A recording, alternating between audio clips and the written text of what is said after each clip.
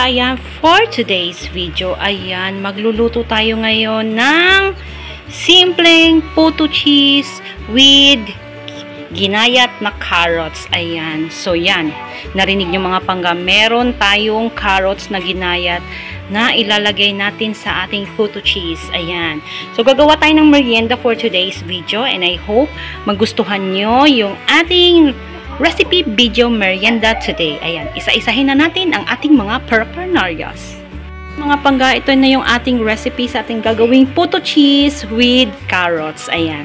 So, syempre, ang ating unang recipe ay yung ating all-purpose flour. Ayan. All-purpose flour, 2 cups. Yan, 2 cups yan mga pangga. 3/4 cup of white sugar. Small carrots ang ginawa ko ito. Wala siyang prefer kung ilang piraso, pero depende na lang kung gaano kadaming ginayat na carrots ang ilalagay nyo mga pangga. So, syempre, meron din tayong 3/4 cup of milk. Kahit anong milk, Bear Brand, Birch Tree, kahit anong prefer na milk na gusto nyo mga pangga. So, syempre, meron din tayong 2 tablespoon of baking powder, 5 tablespoon of margarine or butter. Pwede rin margarine mga pangga ha. And of course, 1 teaspoon of rock salt, 2 large eggs. Ayan, may iba naglalagay ng 1 large eggs, pero ako prefer kong maglagay ng 2 large eggs. And of course, yung ating pangmalakasang cheese. Ayan, hiniwa-hiwa ko na yan mga pangga. So, ito yung ating recipe mga pangga, no? So, yan, try na nating paghalu-haluin para makagawa na tayo ng puto cheese with carrots. Ayan. Tara, simulan na natin. Unahin muna natin yung ating dry na mga recipe. Unahin natin yung ating all-purpose flour. So, ayan. Yung ating 2 cups all-purpose flour. Sunod natin yung ating milk na 3/4 cup of milk or 66 grams na powder milk.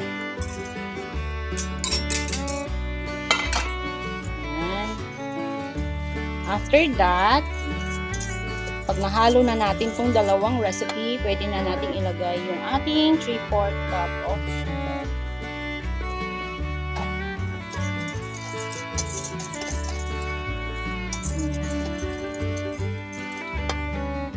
Siyempre, ilalagay na natin yung ating 2 tablespoon of baking powder. 2 tablespoon of baking powder.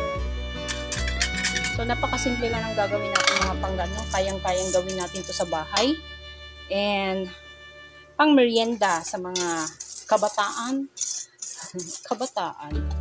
And after that, pwede na tayong maglagay ng egg.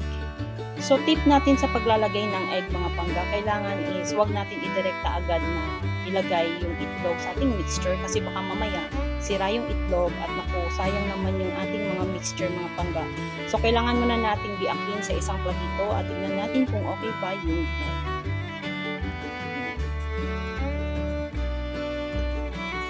Tapos, yung isa ulit.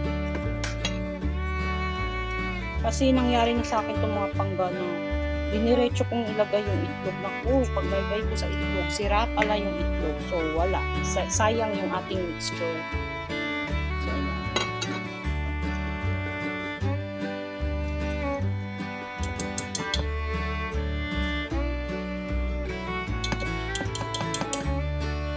So, after nyan, maglalagay tayo ng 1.5 cup of water. So, pansin nyo mga pangga, hindi na tayo naglagay ng evaporated milk or fresh milk. Kasi naglagay na naman tayo ng powder milk at nung tinry ko to is parehas lang naman yung lasa mga pangga. So, water na lang, 1.5 cup of water. So, napapansin nyo baka may puti-puti yan kasi yung pinaglagyan natin ng water. So, ayan. Dahan-dahan lang natin.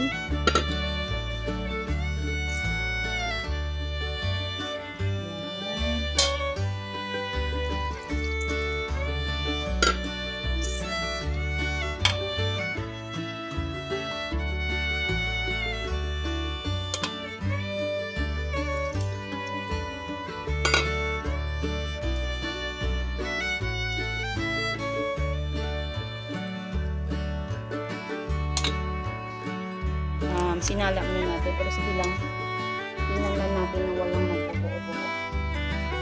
Try natin isala. Kasi may iwan naman. So, try nating isala mga pangga, no? Total lang may iwan lang naman yung mga carrots. So, tanggalin na lang natin yung carrots. Tapos, ihalo na lang natin.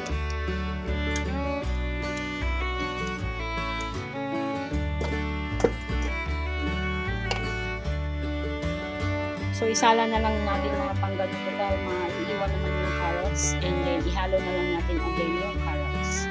And try natin siyang sala. Bago nyo ilagay yung carrots, mga pangga nyo, isalain nyo muna. Bago nyo ilagay yung mga carrots. Yan. So, ayan, nasala siya. Oops. Sorry. Pwede na nating ilagay yung carrots. So, naging matrabaho tuloy. Pero okay lang. Kailangan kasi natin makita kung okay yung ating mixture. Yan. So, ganun pa rin ang gagawin natin sa natira.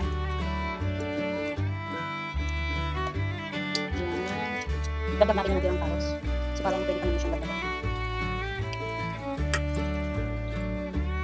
So, iba yung carrots na minsan, kinakain lang ng hilok.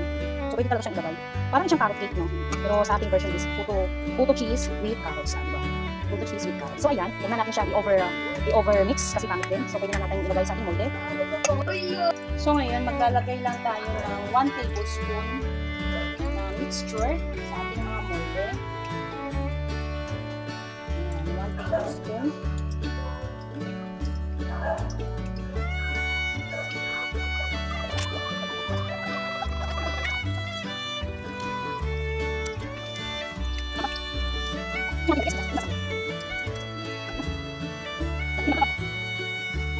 After nyan, lagay na natin sa ating steaming pan.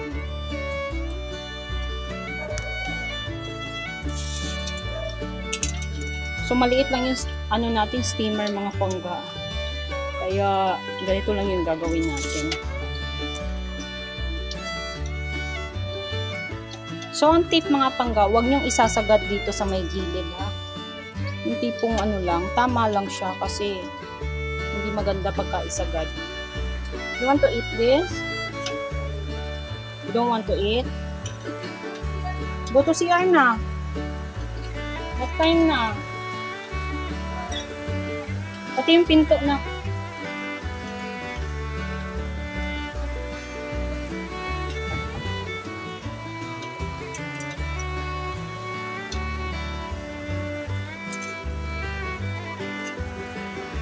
So, parang hindi magkasya sa ating steaming pan yung ilang piraso ng molder kasi maliit lang yung steaming pan natin. So, wag na natin siyang ipilit.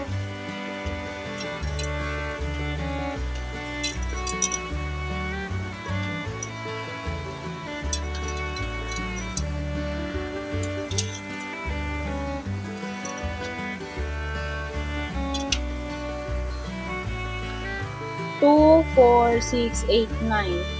9 pieces lang yung kasya.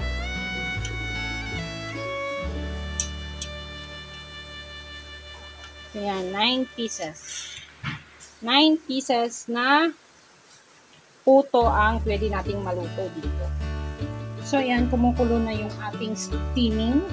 Pang-steam yung ating puto. So, pwede na nating ilagay yung ating puto at i-steam natin siya ng 7 minutes. After 7 minutes, ilagay natin yung cheese.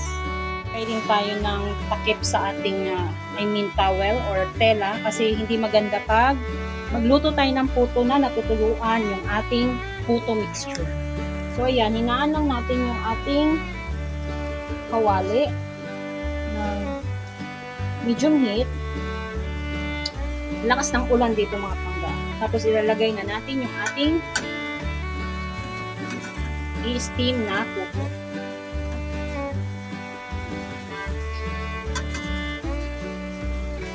Yan. Takpan na natin siya and then after 7 minutes, pwede na natin siyang lagyan ng cheese. So, mag-timer tayo ng 7 minutes. So, ayan. After 7 minutes, pwede na natin ilagay yung cheese. Ayan. Siguro, mas maganda kung ilagay na lang natin yung cheese, no? Kasi hindi quick melt yung gamit natin. Wala kasi tayong quick melt for today. Ayan. So, naghugas tayo ng kamay mga pangga, ha? Sabihin nyo, kinamay ko, hindi ako naghugas ng kamay. So, ayan. So, steam natin ulit siya ng 3 minutes. 3 minutes mga pangga.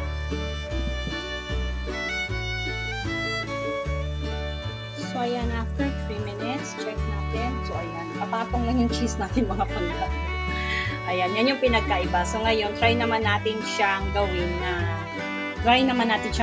na ilagay na yung cheese sa ating mixture. So, yan. Luto na yan mga pangga. So, toothpick check natin. Ayan. So, ibig sabihin, wala nang dumikit. So, it means, luto na siya. So, haunin na natin siya mga pangga. Gamit lang tayo ng tong kasi mainit. And then, isalang na naman natin yung another puto na nakalagay na yung cheese. So, talagang sinadya ko itong mga pangga, lalo na sa mga hindi gagamit ng mga quick melt na cheese, kung ano yung pinagkaiba na after 7 minutes, ilalagay yung cheese and then another 3 minutes kung ano yung magiging itsura. So, ayan yung itsura niya mga pangga. So, try naman natin ilagay yung may mga cheese na. So, ayan, nakalagay na yung mga cheese. So, ilalagay lang muna natin. So, ayan, salang na natin yung ating mga mixture again. Ang ingay ng anak ko. Sorry naman. So, second batch na may cheese na nakalagay. Yung kanina, hindi natin nilagyan ng cheese after 7 minutes. Siguro applicable yan siya mga pangga sa mga quick melt na cheese. Pero pag mga Eden ang gamit, hindi talaga siya applicable. So, ayan, lutuin natin again siya for another 10 minutes. For another 10 minutes. Ayan. Parang ganun pa rin siya mga pangga. Hindi pa rin siya umano yung cheese. Pero okay na rin to kasi dumikit na siya. So, yan. Try natin i-toothpick stick. Toothpick stick again. Ayan. Wala nang dumikit. Ibig sabihin, it's already cooked. So, haunin na naman natin yung ating second batch. So, ayan. Luto na yung ating another batch. Haunin na naman natin. Ang ating finished products, yung ating puto cheese with carrots. Ayan, no? Puto cheese with carrots. Ayan, napakasarap nito mga pangga. Ayan, try nyo na. And of course, may nakalimutan tayo kaninang recipe, yung asin. So, sinunod ko na lang yung konting asin sa mixture. Yung unang salang kasi, hindi ko nalagyan ng asin. So, pangalawang salang, may asin na yun. So, huwag niyong kakalimutan yung asin mga pangga, no? Konting asin lang naman. A pinch of salt. Ayan. So, ayan mga pangga. Sana nagustuhan niyo yung ating video for today. And I hope is natakam naman kayo kahit papano. And syempre, sana nagsundan niyo ating step by step sa paggawa ng ating puto cheese with ginayat na carrots. Ayan. Sa mga hindi pa nakapag-subscribe sa YouTube channel ko, ayan, do subscribe to my YouTube channel, Panggaming Guy, and hit ang notification bell para ma-update kayo sa mga bagong videos na i-upload ko. Ayan. Thank you mga pangga. Bye! Kita natin kung gaano siya ka-fluffy. Ayan, fluffy mga pangga. Ayan, so tingnan natin yung loob. Ayan. So, kitang-kita talaga yung carrots na ginayat ng pangga, no? And, syempre, napakasarap nito at healthy pa sa inyong mga anak. So, ayan mga pangga, kain tayo, tikman natin. Tama-tama lang yung tamis at medyo maalat konti kasi nilagyan natin siya ng konting asin. So, ayan mga pangga, thank you so much. Bye!